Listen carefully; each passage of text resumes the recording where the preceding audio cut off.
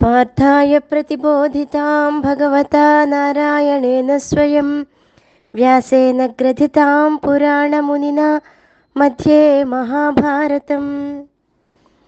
पश्यादित्यान् वसून् रुद्रान् अश्विनौ मरुतस्तथा बहून्यदृष्टपूर्वाणि पश्याश्चर्याणि భారత.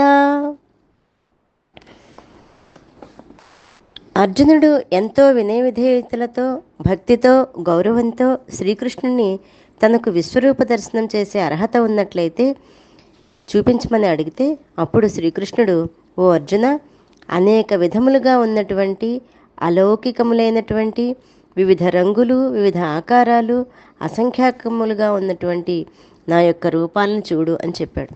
ఇంకా సూర్యులు, వసువులు, రుద్రులు, అశ్విని దేవతలు, మరుత్తులను నా యందు చూడు అని చెప్పాడు. ఇంకా ఇది వరకు ఎన్నడూ నువ్వు చూడనటువంటి అనేక ఆశ్చర్యాలను చూడు అని చెప్తున్నాడు. సూర్యులు 12 మంది. వాళ్ళు ధాత, మిత్రుడు, అర్యముడు, శక్రుడు, వరుణుడు, అంశుమ, భగుడు, వివస్వంతుడు, పూష, సవిత, త్వష్ట, విష్ణువు అని 12 మంది సూర్యులను తనలో చూపించాడు. వసువులు 8 మంది. వాళ్ళని అష్టవసువులు అంటారు. ధరుడు, ధ్రువుడు, సోముడు, అహుడు, అనిలుడు, అనలుడు, ప్రత్యూషుడు, ప్రభసులు. వీళ్ళు అష్టవసువులు. రుద్రులు 11 మంది ఏకాదశ రుద్రులు.